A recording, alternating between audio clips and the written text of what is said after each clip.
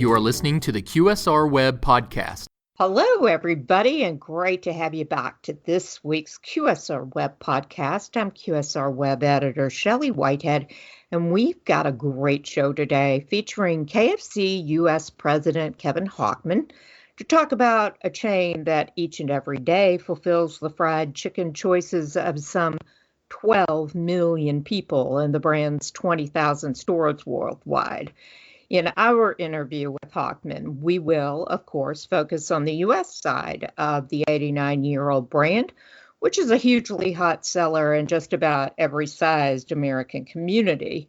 And speaking of restaurant sales, that's the focus of our first interview with Sterling Douglas, the CEO of POS integrator Chowly, who will focus on third-party delivery providers as we move into the food service future.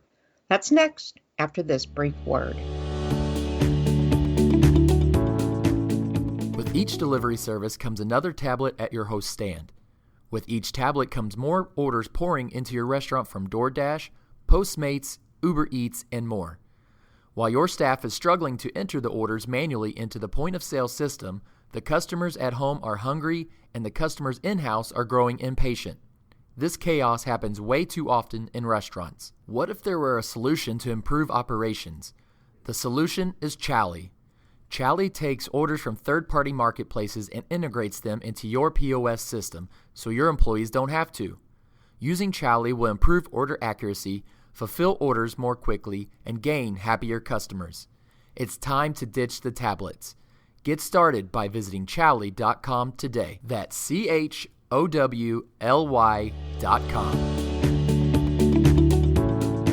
We are back now with the co-founder and CEO of restaurant tech company Chowly, Sterling Douglas.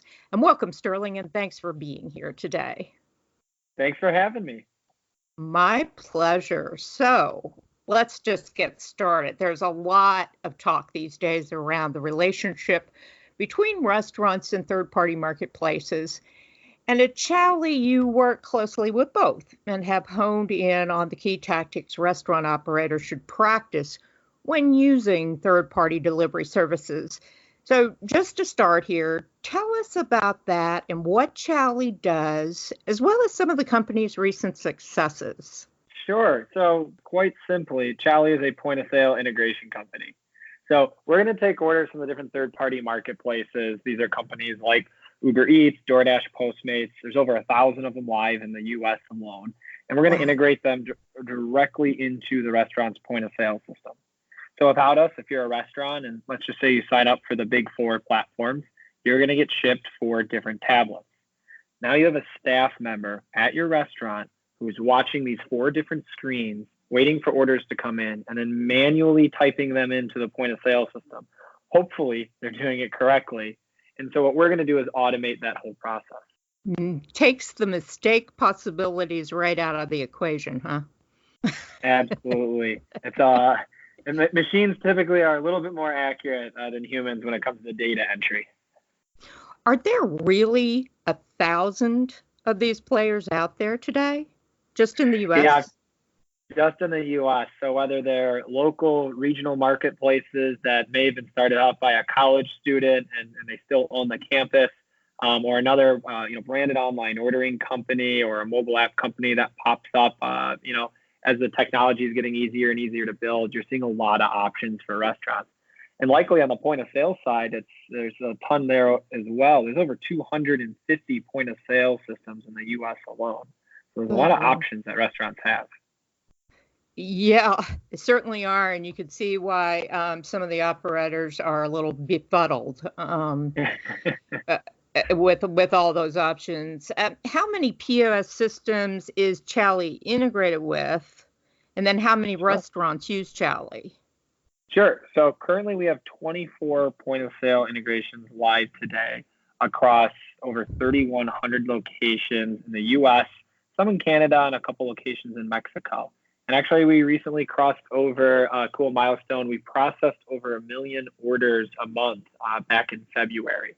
So that we had 1 million different orders from all the different third parties, point of sale integrations, and locations go through our system. That was February. And I guess you're just rolling forward. That's a lot of people's dinners.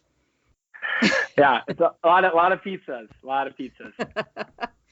How can a restaurant operator really maximize the benefits of offering their menu on third-party delivery marketplaces? Yeah, so that's a big question, right? So when we think about third-party marketplaces, there's still a relatively new concept to restaurant operators. Uber Eats has only been around for 3 years. Oh, wow. And what we found is that there really haven't been any best practices in the industry for how to actually use the services. You hear about a lot of restaurants who are hesitant because there's operational challenges that they present and there's high fees associated with some of the platforms. So at Chowly, one of the things that we found is that there's really not a one-size-fits-all solution. There's not an easy kind of yes, no, should we be on third parties or not? But we have seen a few steps that we recommend every restaurateur take to make sure that they're maximizing the use of the third-party marketplaces. You want to share any one or two of those? Of course. So yeah, I mean, we have 3 main steps that we think are really valuable to get started. One is going to be keen on starting out with your operational workflow. Next is going to be something called menu optimization, and then after that, really adding on more platforms. So I'll kind of step into one, and then there's a little extra credit one I'll throw in at the end as well. But these 3 main pieces. So the first place to start out is the operational workflow. So we usually recommend starting out with just one of the marketplaces for this, and really thinking about how offering delivery, especially from a third party, is going to affect your operation. So we want to ask questions like, how are the orders being sent to the kitchen? How is the host stand or the expo station being notified? Do you have different packaging? Who's responsible for the handoff to the driver? Where do the drivers wait if they arrive a few minutes early? And how are you handling the accounting piece of this new revenue source? Right, these are really questions that we want to make sure that the staff is involved with and they're equipped to handle the new process. And while obviously point of sale integration helps with some of those issues, you really need to work as a team within the restaurant to make sure these questions are answered. That is so vital. I know I listened to a designer at the National Restaurant Association show recently who was saying how they plot out the actual physical space to allot for the technology and delivery and ordering pickup and the like. It's just a huge component. You have to think through all the steps, don't you? Yeah, and you're seeing a lot of groups almost redesign the modern restaurant, right? I mean, it's funny. Some of these practices, groups who have been doing delivery for a while. You think about groups like Jimmy John's. They've had 2 cook lines or 2 make lines for decades, and now you're seeing groups like Chipotle and other ones where there's this whole renewed focus on off-premise. They're changing up the design in their restaurants, and now they're having 2 cook lines. For both off-premise and on-premise food items. So it's a thing that every restaurant really needs to think about before they're hopping on these third parties. So outside of operational flow, I think you mentioned 2 other components. Can you give us some information about that? Yeah, so the second one is around menu optimization. Once the operations are up and running, the next milestone we look for is getting your menu right. The number one mistake that we really see restaurants make is just sending a bare PDF of their menu to the third party and having that be uploaded. Your menu on the third party marketplaces is not the same menu you offer in store. We have 2 pieces of advice that we see that successful delivery restaurants are really using. One is that they're keeping their low margin and high food cost items off of their third party menu.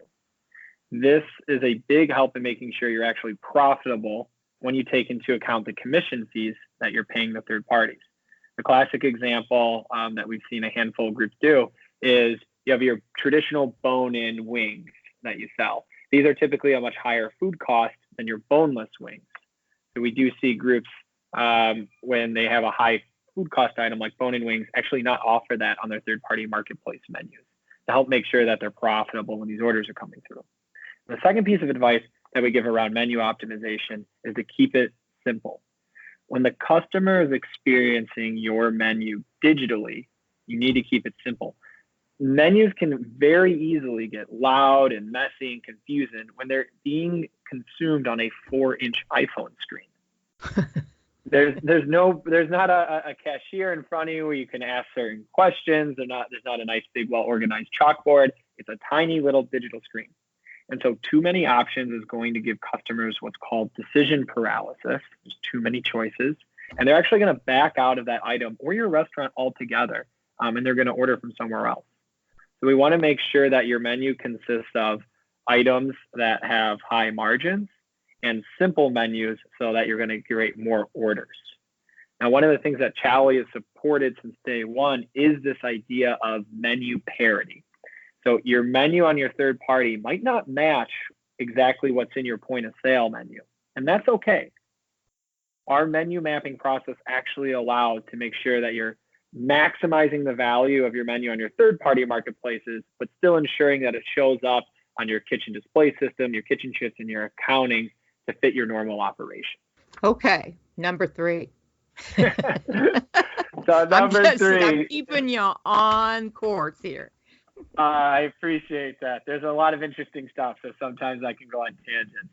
Load up on platforms. Your operations are ready, your menu's optimized, and you're actually making money on this. So now it's time to load up. As long as it's integrated and you're avoiding tablet hell, every new platform you add on is going to bring incremental sales to your business. And with a menu that works, more profit to your bottom line, not just your top line. Every market has a different leader. Sometimes DoorDash is going to drive the most volume in a particular market. Other times that might be Postmates. So by being on all the platforms that are in your area, you're ensuring that you're getting all the potential incremental sales that you can get. That's interesting that there are different platforms that kind of distinguish themselves in different markets. And I personally have a lot of different third-party apps on my phone. So it's kind of like, who's going to win the lottery tonight for Shelley's business? And, a lot of it depends on it's a cumulative experience that you kind of get through each app. So it's interesting that they distinguish themselves in each market. That's just great advice. I wonder if, to wrap up here, can you share what restaurant trends you all are looking at and what you're looking forward to or really excited to see kind of gain traction this summer?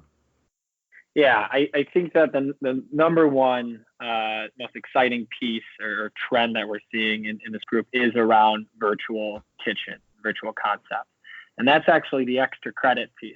So if you've added on the platforms, your operations and your menus are all set, the restaurant groups that we're seeing really master delivery are leveraging these virtual pop-ups, dark kitchens. This allows them to get an extra little 3-5% boost in their sales when they can really work that into the strategy and execute on it. And the marketplaces, the Ubers and Grubhubs of the world, they're going all in on this too. I mean, we just saw a mass email come out from Grubhub to tons of their restaurants, letting them know that, hey, we want to help you do some pop-ups. We found that in your area, there's a large demand generation for grilled cheese sandwiches or for poke.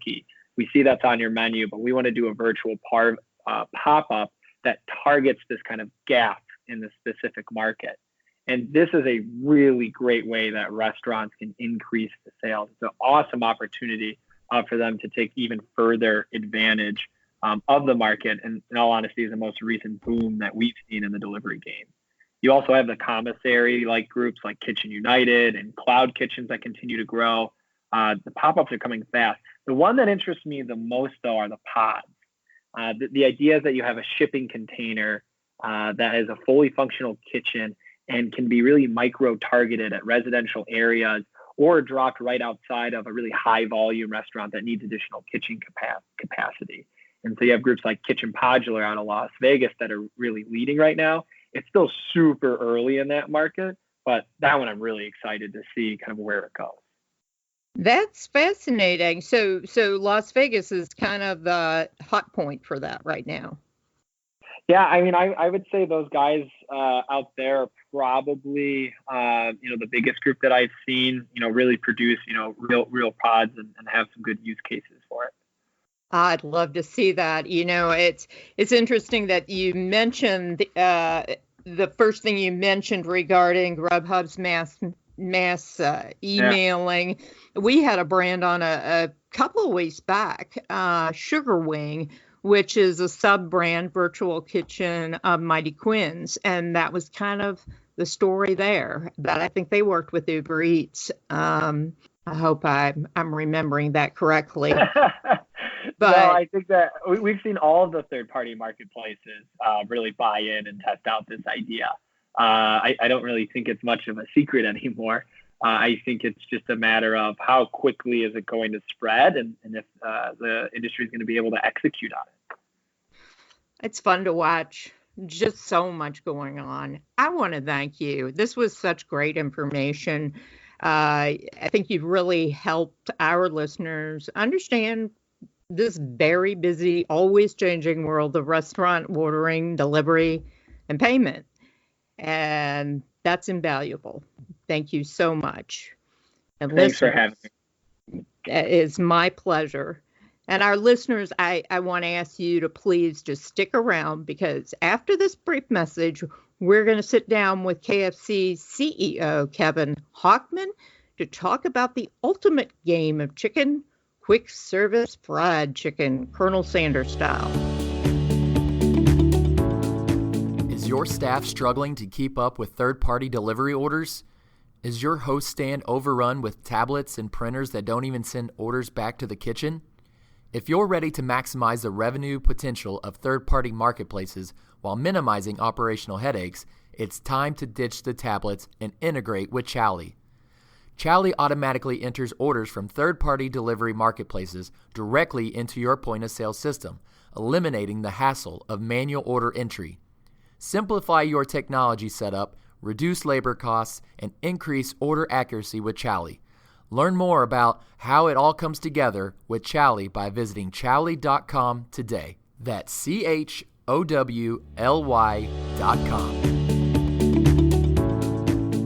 Okay, now we're back, and this time with a focus on a QSR chicken brand that is today the second largest restaurant chain in the world by sales, KFC. And frankly, this brand is having a really good year, too. So with us now to talk more about how KFC's uptick in performance actually happened over the last 5 years particularly is KFC US President Kevin Hochman. Welcome, Kevin. So great to have you here. Well, thanks for having me on your podcast, Shelley. Listen to it often, and I really appreciate you having us on. Oh, well, thank you for that. I'm glad you do listen to it. We have a lot of fun. We learn a lot, too. Now, my understanding is that the value-based approach this brand started focusing on, I believe, back 5 years ago, is really paying off these days. Can you tell us more about why the brand originally took that approach and how you're now seeing it produce benefits? Yeah, so we, last December, we completed our 5th consecutive year of same-store sales growth. A big driver of that growth, there's been many things, but one of the biggest drivers has been our recommitment to everyday great value. Everyone knows the customer loves value, and when we talk about value, we don't mean just a great price, but we mean great quality at a great price. And anyone can lower the price at great value.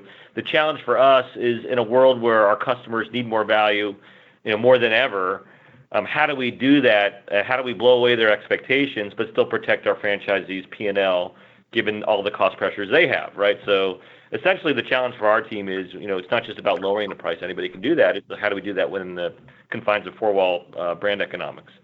Our marketing and food teams are consumed with this challenge. How do we delight the value-conscious customer? How do we do it in a way where our franchisees grow profitably?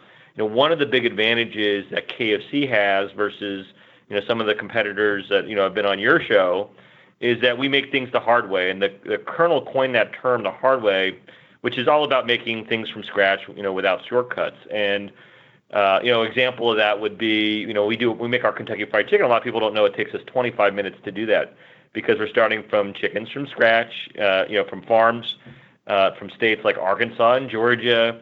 They're antibiotic-free, high-quality USDA chickens, inspected chickens, and it takes them 25 minutes for our trained cooks to bread and fry chickens. Now, why is that important, right? It's important for two reasons. One, we think handmade chicken is going to be crispier, flavorful, and more juicy than one that is, made in a factory and frozen and then refried. But more importantly, to answer your value question, it's even more important because when you do things the hard way, your food costs are lower, right? So we're not paying for a lot of that extra processing that happens at plants. And so we tend to have some of the lowest food costs in the industry, which allows us to provide this amazing value while protecting franchisee margins. So for example, one of the things I think the customers know us for now is our $5 box, which is absolutely unbeatable value in the marketplace. But the average food cost is about essentially the rest of our line's food costs. Sure, there are franchisees in high-cost markets who don't love price-pointed value, and that's why we don't run that offer all the time on TV. But doing things the hard way means lower food costs, superior food, and it allows us to stay on great value longer than our competition. And it's one of the reasons I would, tell people that listen to your podcast, it's such a great time to own a Kentucky Fried Chicken restaurant. Got to get that in there, right? You got it, Shelley. So to pick up on that a little bit, you had said you were mentioning doing things the hard way. And that 25-minute process of making the chicken, I'm just wondering whether that makes the job a little bit more interesting for folks who work at KFC. Well, that's a great question, Shelley. A lot of folks, some people would say, well, man, we should never talk about the hard way because, who wants to do a job that's hard to do? The reality is, in this day and age, the idea of doing, one thing and doing it really, really well and learning how to do it the right way is very appealing to people of all ages. It used to be kind of an older thing, but now young people love this idea of craft, right? And so, Kentucky Fried Chicken does a great job of offering entry-level jobs for people that want to get started in the industry. I always tell people this is still one of the last bastions where the American dream is totally true. In fact, many of the people that started as hourly team members end up making it to management. So 70% of the managers that run our Kentucky Fried Chicken restaurants in the U.S. started as hourly employees.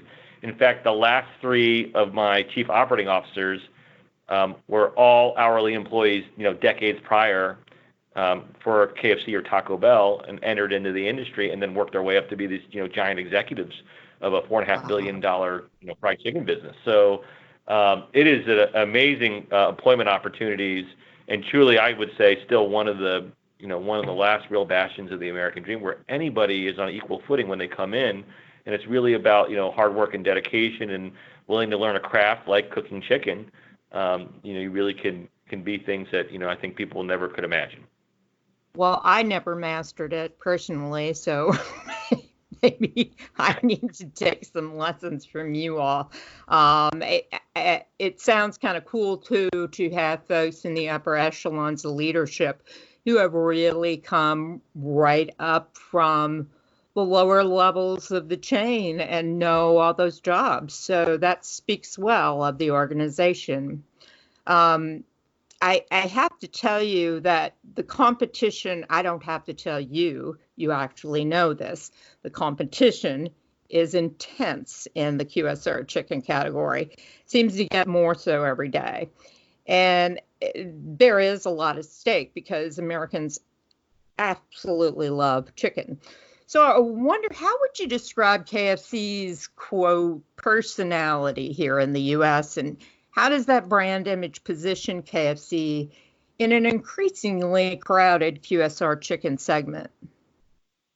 Well, we're so lucky to have this amazing Kentucky Fried Chicken brand that the Colonel and our first franchisee, Pete Harmon, started. And this was, I want to say, 1952.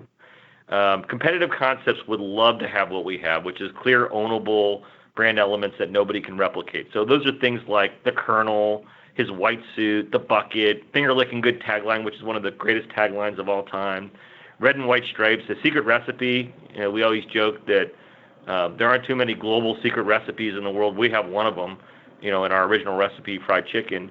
And the list goes on of things that are just very unique to Kentucky Fried Chicken. It's literally a marketer's dream. I started as the chief marketing officer here 5 years ago, and it was like, man, marketers would absolutely just die to have these kind of brand assets. And because we have such recognizable brand elements, and we're now embracing them as a business, we have a very high return on our investment on our marketing dollars spent. So, for example, the average QSR that's on TV only has about 40% of customers recognize their ad. In other words, so if I'm franchise X and I show an ad on TV, only 40% of customers actually attribute that ad to brand X, right? Versus on Kentucky Fried Chicken, it's 70%, and it's really changed since we brought back the Colonel and really embraced all those things I talked about earlier. And that's going to deliver a much higher return on investment than a brand that gets lost in a sea of crowded, ultra-competitive players, to borrow your characterization of the industry. So our franchisees know this, and this is why this is a brand that they feel like they want to invest in, is because we're getting back to our roots that delivers a higher return on the dollars that they commission to us, right, and therefore delivers a better return on their dollars. So to answer your question more directly on the personality piece, we've embraced literally the personality of Colonel Sanders, which is when he was around, he was literally the greatest fried chicken salesman in the world. So when we were at our best, the Colonel was at the center of everything we did. You probably remember this. He was on every bucket. He was on every package. He was in every ad. He was on the front of every storefront, right? And the reason why he did all these things was for the sole purpose of just selling you fried chicken. So, for example, Shelly, take a guess of what is our number one day of the year that we sell the most fried chicken. Oh, this should be obvious, I guess, and it's not to me at this moment, but I was going to say 4th of July. So it's not obvious. That's why I ask it. It's Mother's Day, if you can believe. Can you imagine getting your mom a bucket of fried chicken, right? Yeah. And the reason why that is the Colonel would literally go on TV or go on the radio and say, let the Colonel cook for your mom this Mother's Day, right? And he'd hammer that home. About skip the dishes, skip the fuss, get mom, Kentucky Fried Chicken for dinner. And it worked. My favorite radio ad of all time when I listened to all the stuff that the Colonel did was one that they used to play in November. And he'd say, on Election Day, whether you're Republican or Democrat, come vote for my Kentucky Fried Chicken and you're guaranteed to win. He even used Election Day to sell his fried chicken, right? And so what's cool, why is that important? Like you asked, what's the personality? What's so cool about this voice is that we brought it back, and it makes people laugh just like you just laughed and smile because it's so over the top on selling, and people watch it. And because the humor is about crazy selling, we can get all of our selling points in. So typically, customers are eschewing advertising because they don't want to be sold to, right? But the whole joke of our campaign is the fact of this over-the-top chicken salesman that is selling to you. So not only can we entertain you like I just did, but we actually get our product benefits across in a very finite way. So our personality, I think, is one of the keys to this, why this campaign has done so well, is because it doesn't just make people interested in watching the ads, but it actually sells our chicken. We've seen a lot of our competition try to do more irreverent ads and try to break through the way we have, but they don't have the Colonel's selling voice. And so while their ads, some of them are arguably very funny, I'm not sure how much, of their food it's selling because they don't have the Colonel's voice like we have. It really is. The marketing of this brand is phenomenal, and I want to get to that. I do want to ask you about something that's really top of mind at the moment, though. When it comes to all types of meats, you've given us a good feel for where the brand is today, but I'm wondering if you can pull the curtain back a bit and let us know where you're headed, stateside at least, and beginning perhaps with this non-meat demand for center of the plate options that are not, not chicken, not beef. What's the brand going to do with that? Or what can you tell us the brand's going to do with that? Yeah, it's funny. I feel sorry for all of us QSR presidents because the one question that we're guaranteed to get asked in any interview or podcast is, what's going on with alternative proteins? And so here's what I would tell you. Our team is super hungry for innovation ideas that will grow our business. That's one thing I think if you asked our franchisee leadership, especially over the last couple of years, about our team, they'd say, boy, these guys are hungry to innovate. And we track all kinds of food trends to see what we can democratize for our core customers in our 4,000 outlets at a price point that is irresistible. So, An example would be we did that with our Nashville hot chicken, and we did that with chicken and waffles most recently that we launched in Q4 of last year, which we both were found as emerging food trends, but we made them extremely accessible and nationwide at $5.49, right? So, for example, if you wanted to go buy Nashville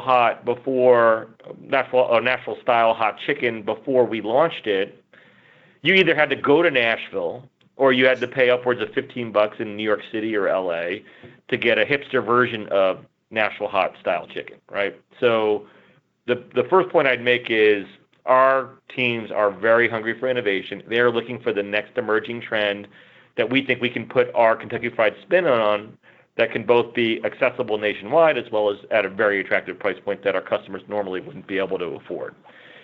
So let's get back to specifically your alternative protein question. So the alternative protein trend is just another major food trend that we're going to look at closely. So we're aware it's a growing industry.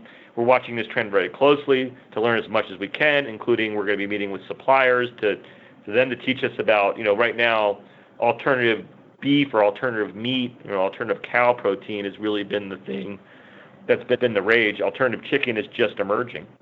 So what I tell you to answer your question, Marcelo, we have no specific plans right now to test plant-based meat or meat alternatives, but we'll be watching very closely. In fact, I think if you had, on your newswire, you probably saw, our UK partners, or KFC UK, is actually literally announced a test today of an alternative chicken that they're going to launch in one of their famous, chicken burgers. So what I tell you to answer to, put a pin in this is our number one focus is always going to be making the world's best fried chicken by hand, but we'll always keep an eye on emerging trends because, one, we're hungry for growth, and two, we're in a unique position to be able to democratize those trends to a mass market at super attractive prices for our guests. So, and I would put this, alternative protein as one of those things that we could potentially democratize in our restaurants.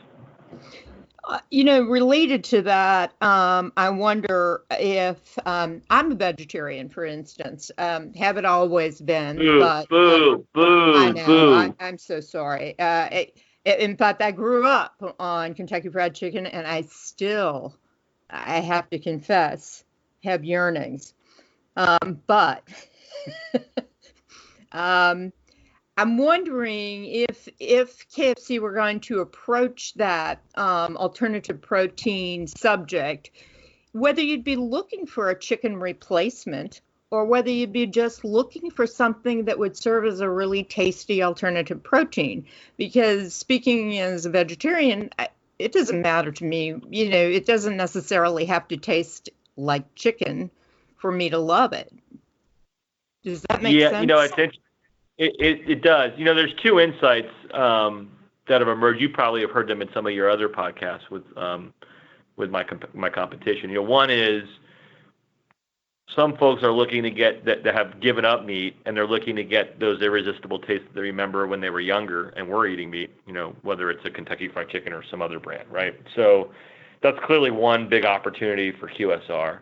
The other one is people that are still meat eaters, right? And they're, we call them flexitarians. They're looking to incorporate more plant-based proteins into their diet, but they don't want to abandon meat altogether. And in my mind, I think both of those are big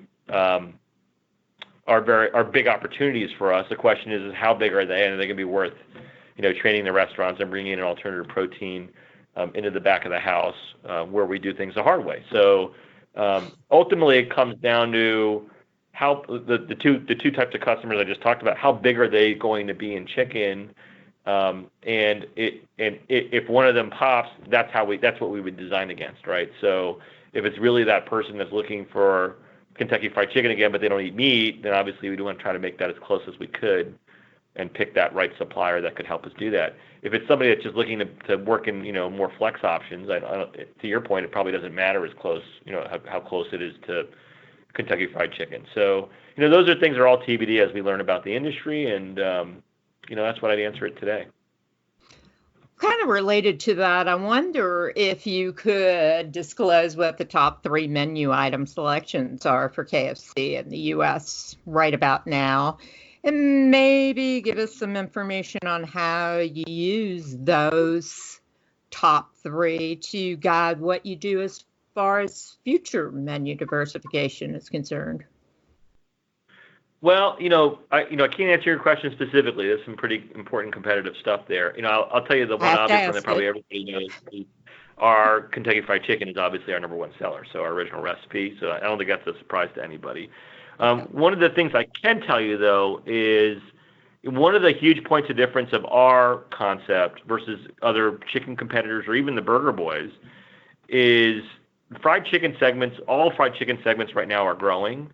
And the good news is Kentucky Fried Chicken plays in all segments. And so what I mean by that is we play in chicken on the bone, we play in chicken sandwiches, we have strips, we have nuggets, and we even have wings, right? So we've got it covered all in a way that is executable in the back of our restaurants and profitable for the restaurants, right? So why that is important for us is no matter which of those segments start to accelerate, we've got our bets such that we'll grow along with it, right? So if wings, has their heyday, we're going to have wings and we're going to grow with that.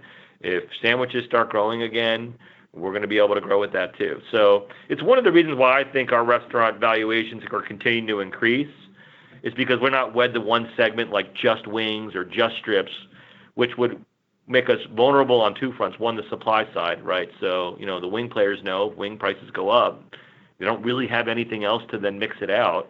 And then we're also, somewhat shielded from differences in customer preferences, right? So if customers gravitate to bone-in or boneless, we have those segments covered, right? So I like the position that we're in because we're in so many segments and we're able to do it in an operable back of the house. And so I think no matter where the chicken segments go, and fried chicken's growing in general, but obviously there'll be different eddies that spin off on that. We're prepared to win in those segments.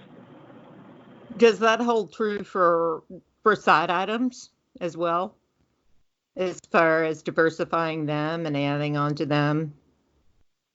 Well, I think we've got great core sides. They're made the hard way, and we know we're still one of the only QSRs that when you bring home, you actually unpack out of the packaging and you put in the regular china. And that's why our sides are so important because, as you know, the sides, next to the center of the plate, the sides complete the meal, and it creates real mealness for our customers. So I could see us innovating on sides in the future, but what I will say right now is they're playing a great role in being that whole meal replacement, which the Colonel built the business on. So, whether it's our, world famous mac and cheese or our world famous coleslaw, which, by the way, if my mom was listening, she'd say, "Don't change your coleslaw, Kevin. It's perfect," right?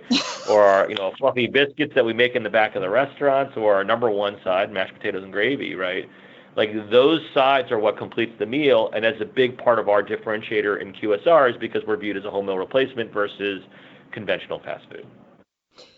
Marketing is such a huge part of this brand's DNA, both with the return to the emphasis on Colonel Sanders and just with that whole element of fun and the goofy branded products like the fried chicken scented tanning oil and fire logs. And I'm just wondering, can you share how this approach is changing? Because it's got to evolve to take the brand into the future. Yeah, so it's interesting. A lot of folks look at all these stunts that we do and are like, man, how do they think of these things? The reality is if you were telling me before we got on the call together how you knew the Colonel. Like when the Colonel was around, all of this stuff was a part of his world, right? So, a lot of folks don't know in the last 30 years of his life, he was not seen in public without his, I call it superhero suit, his Kentucky Fried Chicken suit on, the white suit and the cane. And his glasses. He had bling before bling was a thing with celebrities, right? So he had a white limousine that was tricked out to look like his white suit, which is actually one of our franchisees. Chris Fowler owns that limousine. It still works today. It's amazing. He had the best thing I would call it a Super Bowl ring. It was a giant gold ring that was actually fried chicken instead of your Super Bowl jewels, which was, a form of bling before bling existed, right? And then there was tons of what young people would call today merch, right? So there were Kentucky Fried Chicken restaurants that you could buy and build like little model kits of restaurants, or we find you just go on eBay and type KFC or Colonel, and all of this merch will come up, whether they're watches or ties or all these things that, all these QSR brands are doing today. So what we're doing with all these stunts, honestly, is just a reboot of what the Colonel used to do and basically invented this idea of a Kentucky Fried Chicken world, and that people want to, experience the brand beyond just the food in the restaurants that you live in. So to get back to well, what's our strategy on that, right? It's pretty simple. We've got some pretty core things that are important to the brand, like the kernel and doing things the hard way, and we call pride in fried, so pride in our fried chicken. And the brief that we give to these creative teams is literally, how do we break through this, cluttered sea of QSR to get people to understand what our core messages are? And the way to do that is with interesting things. So, for example, if you're standing outside of a Kentucky Fried Chicken, even if you can't see the Kentucky Fried Chicken, you're there because you can smell it, right? The smell of our original recipe is a core brand element that nobody can recreate. And so when you see things like Kentucky Fried Chicken scented candles or Kentucky Fried Chicken scented fire logs, right? Obviously, they're interesting and they travel virally, right? But it hammers home a point of difference that nobody else has, which is we have this unmistakable, delicious aroma of a pressure-fried 11 herbs and spices Kentucky Fried Chicken, right? And if you actually look at all of those individual things that we do, they're all rooted in some core strategy of the brand. So most recently, you have a lot of questions about, oh my goodness, you guys did this thing with the Chippendales, where we branded them the Chickendales, and we dressed them up as kernels, and we allowed them to dance for mom, and you could send mom, a happy Mother's Day from the Chickendales. And people were like, why would you ever do that? It's because the number one day of the year for Kentucky Fried Chicken is Mother's Day, right? And so how do you break through in a way that's unexpected and interesting? But it's clearly KFC, because these guys were dressed as kernels. So there is a complete method of the madness of these stunts, and it's all about how do we break through pop culture and how do we do it in a way that it's going to drive one of our key messages that make our brand so darn special in the universe of QSR. Yeah, you really had some amazing folks kind of set the mold in both the kernel and, as you previously mentioned, that first franchisee, Pete Harmon, who I think, isn't he attributed with the finger licking good?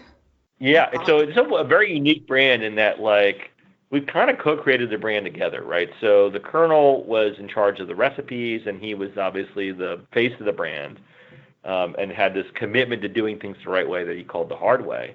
So if he was that for the brand, Pete Harmon, who was our first franchisee, was kind of the business brains of the brand. And he invented the tagline, finger licking good. He was the first one to ever merchandise fried chicken in a bucket, which is now obviously copied by many of our competitors and supermarkets and lots of other players in the industry. And the Harmons were incredibly important in helping us develop our brand. And even to this day, Jim Olson, who was the CEO that took over for Pete, is still very active and involved in our system as a leader in our franchise system, as well as, many of us at the corporation would count Jim as mentors of ours, right? He is that wise and seen so much in the industry and is so kind with his time. So Pete Harmon and the Harmon organization is one of the reasons why our brand, I think, is so special, is because it's a true partnership with our franchisees. And I think if you talk to some of our leadership franchisees or even the system franchisees, and you ask them, do you think this is a brand that really listens to us and partners with us to do things that are really special? I think the answer is going to be yes for most of them. So, which is something I really pride myself on, and makes me so excited to be a part of this concept versus some other concept. So really, the franchisees continue, it sounds like, to really feed the brand with great ideas, kind of like Pete Harmon did with that finger licking good and the bucket of chicken. Wow, what incredibly valuable ideas both of those were. Yeah, yeah, absolutely.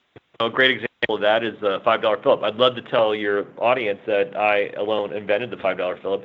The reality is it came from franchisees Tim and Dick West in the Southeast, who invented this idea of a $5 Phillip. And the story, it's so funny, I think Dick would tell you it, is he'll say, he was filling up his gas tank thinking about what some great value idea that he could do in local marketing. And he remembered there was a time that it used to only cost $5 to fill up your tank, and that's where he came up with the idea of $5 Phillip. And then obviously we put an abundant amount of food in that to create to deliver on the Phillip name, right? And that idea was serviced to us by Dick West and Tim West.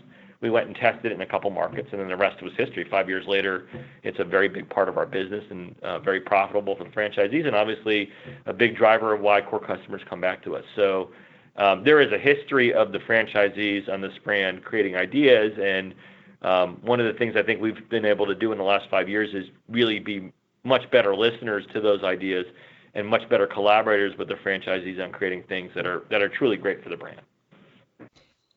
I have so enjoyed talking to you. I cannot let you go without asking you what your absolute favorite KFC meal is. Well, Shelley, I think you could probably guess. I'm not a vegetarian.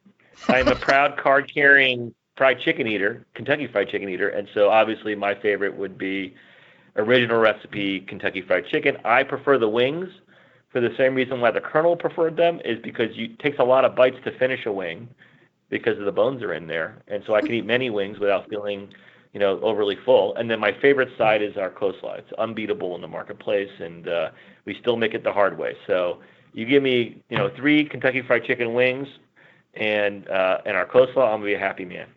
Just 3. Okay. Well, they're whole wings. These aren't wingettes. These are whole wings. Okay, that's true. That's true. I'll give you that.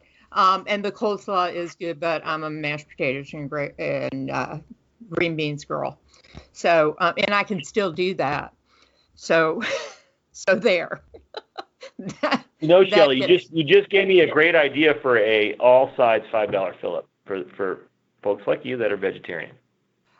Honestly, I would love that. I would just love that because I do when my family, pick up a bucket of chicken, because this is a Whitehead family tradition to pick up the bucket of chicken for years and years. We've been doing that. I tell them I'm fine. I love the sides. So, I'll just wait and see. Kevin, it has been so delightful. Sorry? Hey, thank you for the time. I was going to say, if we end up doing that, I'll make sure we send you a $5 gift card to try it. Thanks so much, Shelley. Have a great day. I appreciate you having me on your podcast. Kevin, it's been delightful and very educational to hear what this seemingly infinitely evolving brand is doing at the moment. Thank you for being here and just sharing some of your world.